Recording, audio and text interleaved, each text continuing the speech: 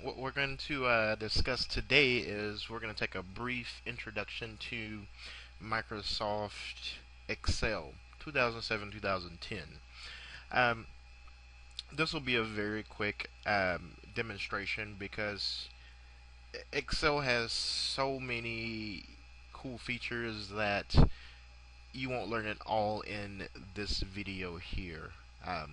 I may think about doing an actual advanced video, but this video is just for people who have never opened up Excel and have no idea what Excel is. So this isn't for the people that know what Excel is, but I still, want you to watch it because there may be something that I may hit on that would give you a little bit more knowledge than you actually had before. Also, I'm going to talk a little bit about the mouse certification and the Excel aspects and what actually will be covered in the mouse certification exam for Excel. There's an expert level and there's a basic level. From this class, you'll probably just make it to the basic level. Advanced, I don't think we have enough time in this class because advanced would probably take a whole class of just Excel. So what we're going to do here is go to our start menu. Once again, we're going to go to all programs, and in all programs we're going to go down to Microsoft Office once again, and then we're going to go and find our Excel. It is the green icon with the X on the icon. This is once again 2010. There's not much difference in 2007 except 2010 has a couple of new features, not much rearrangement. The ribbon is completely changed, so that's something that you can look forward to. Okay, once Excel opens up, it looks pretty basic around, the basic office layout. You look right off at your home and you have all of the basic things that you would have in a Word document. So everything still looks the same as a basic Excel file here. Once again, like I said, this is one of your ribbon panes here. Down here are your sheets. Sheets never changed. Sheets have always been there. You still have your zoom in and zoom out feature, such as I demonstrated in the Microsoft Word demonstrations. Insert allows you to do a lot of the other basic things as well. You still get to insert your table, which is very, very, very strange because Excel is pretty much a table. So this kind of gives you a range of tables within inside of this big giant table / spreadsheet. So that makes it where you can have individual tables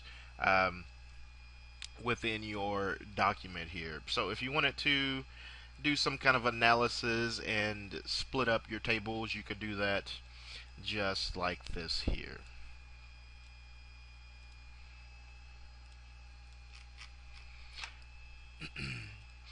You also have the opportunity to put in shapes. Once again, the ugly, ugly, ugly Microsoft clipart. You can put in column graphs, and once you click on that and bring one up, it'll allow you to pick whatever kind of graph you want, and you would have to select some data for this to actually populate. So you have a numerous amount of types of graphs or charts that you can put within your Excel document. You can put hyperlinks, text boxes, headers and footers.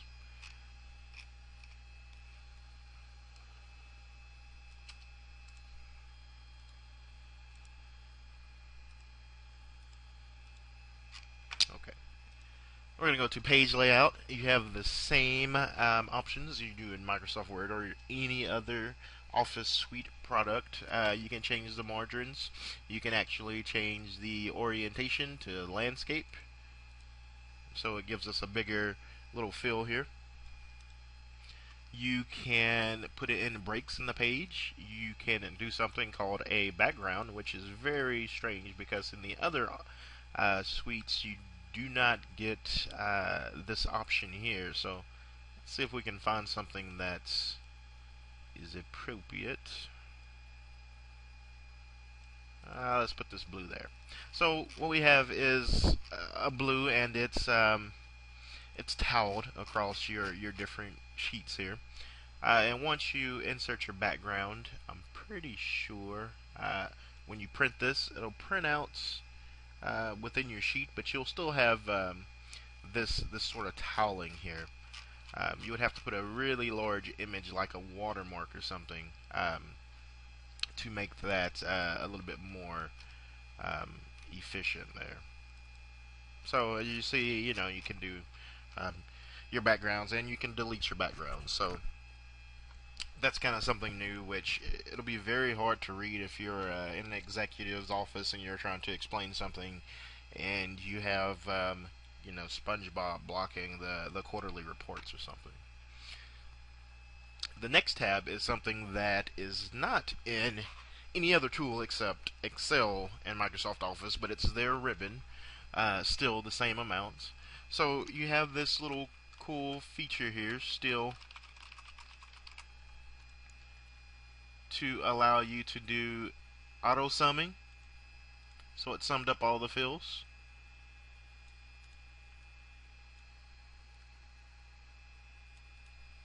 We have auto summing. We can do averages. We can do counts of numbers. We can do what else? Maximum. So it finds the maximum number out of that list. So you have a lot of different options in here, and a lot of these we will never use in this class, but it is very useful for those who are in accounting. It pretty much has everything you need. You can do your cosine and sine. You can graph your y-intercepts and x-intercepts. You can do a lot of your algebra work right within here, and it kind of does away with. This is kind of a big Texas Instrument calculator, a TI calculator here, where you can do all this stuff within the spreadsheet. But once you do this, you can turn it into various formats by saving it as a web page or saving it as a XML file and importing it into a web page, and display the quarterly reports or just a numerous amount of things. I'll try to have some kind of project that allows you to turn your Excel information into XML format, and it'll give you a feel of when you submit things to your developers or your company. Sometimes they want these in XML format so it can be brought over a web service. It kind of gets complicated, but you're in this Office suite, so it's kind of a good idea to actually know. This also gives you the ability to do your various chartings, data entry. You can do your family budgeting, which I do, my family budgeting within here. It is very, very, very useful. I'll put my template that I created up on the website, of course blank, and you guys can fill it in and kind of use it for yourself, and maybe you can kind of balance your budget. I'm actually working on mine, but I know exactly what I have left over just by putting numbers in. So if I want to go to the store and buy something that's 20 or 30 bucks, I go to my spreadsheet and put 20 or 30 bucks and how much I'm going to be left over with. So you can do a lot of statistics or analysis with Excel. Data is something that is really useful to you guys, because we will have an assignment where you will import data from somewhere, from Access. So you go and find your Access file, from the web, And when you go to the web, this is looking for an XML file, by the way. From text, comma delimited file. From other sources. So other sources you have from an SQL server, which is the big Microsoft database. You have from analysis services, which is a web service that is running online that you can connect straight to from Excel. From an XML data importer, which some people that submit, like the government, they submit their yearly reports or yearly census data, and it's all in XML. From a data connection wizard, which you'll probably never use that. From a Microsoft query, which you'll probably never use that. So this is probably all you will use. Well, you have other features. You have your sort feature, where you can sort your columns here. Let's see here. What would we want to sort it by? Value, column A. See what happens. Okay. So it sorts all of this and puts it in order by selecting column A down, and I wanted to do it by value. You can do certain filters where you cannot show certain things within your table. You can put text within your columns, which just doesn't apply to that example there. Data validation, so if you have these were phone number fields or date fields or a certain amount field and it was not the current amount that you were looking for in that field, it would not allow the user to put that information in until that information was correct. Review gives you the same options as your Microsoft Word, which is really neat because in here you don't realize that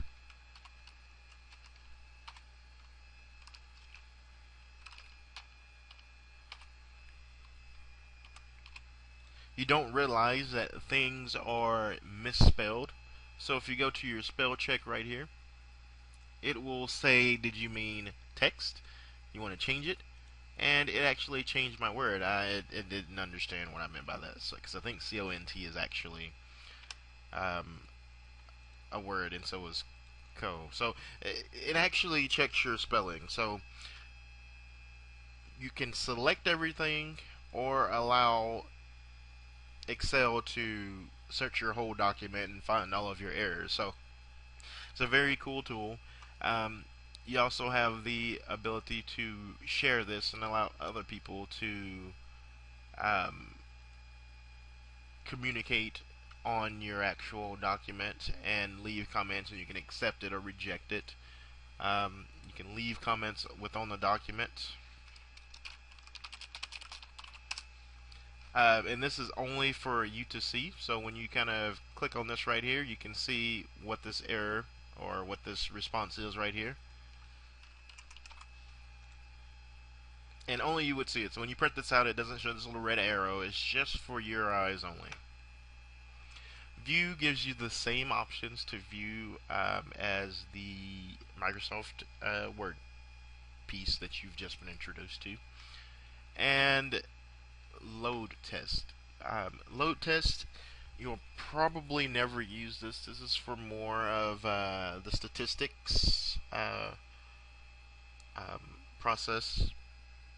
So if you're used to SPSS, this would allow you to do load balancing on equations, statistical data, and such. This is a really cool area here. This allows you to interact with SharePoint, which you guys don't have SharePoint yet. I believe I'm going to try to get you guys a SharePoint site for this class, so you'll have an introduction to SharePoint and you can see how SharePoint actually works. And we will create a small assignment having you do things to a SharePoint site. Because that's something that you will be introduced to, and most companies are starting to do document collaboration not using Google Docs, because Google Docs is not the securest thing in the world. And SharePoint is more of a business standard software collaboration or document collaboration tool. So this was a quick rundown of Excel. You go to your main ribbon here, it automatically defaults to your info. You can do save as normal, and you have all of these different types. Um, you have your Excel worksheet, which is the basic Excel. You have your single web page. Some of these look very familiar. You have your XML spreadsheet 2003. You have your CSV, which is pretty much a comma separated file. You have your Excel add-ins, which a lot of these you won't use unless they call for different versions. If you want to turn this into a PDF, that's basic enough. If you want to turn this to an XML file, that is basic enough. But these others are more for other applications to interact with this Excel spreadsheet. Okay, so now you guys are probably curious of the mouse certification. The mouse certification for Excel, you guys, there's currently student discounts. I'm going to make a video for the first one because this is the first mention when I'm developing these videos of the actual mouse certification, but I took it straight to Excel. The first student test is 77-882. This course number will change because you'll take the student version. This current version right here is about $180, and you have to take a total of about 4 tests. But if you take the student version, it is reduced to about 40 to 50 bucks per test. So for about 150, you can get mouse certified, and it is very powerful to use if you're going to do clerical work or statistical work, or you're trying to just put certifications under your belt. So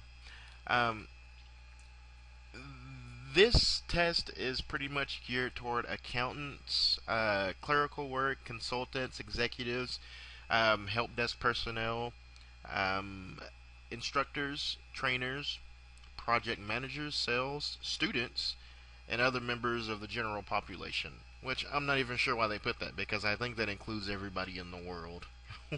So it is just Microsoft. They're trying to say that this thing is useful to everyone, which it is. But if you're not going to use Excel on an everyday basis, or you're not developing reports or just statistical data for your CIO or your CEO or your boss or manager or whatever that person is, then it's probably okay to get if you just want to throw certifications, because if you get the mouse certification, the other Microsoft certifications is the Microsoft Certified Technician. Those are actually a little bit easier to get because you can combine some of these tests and you already have it. So if you want to get the Certified Technician, you would only have to take 2 more tests instead of 4 more tests.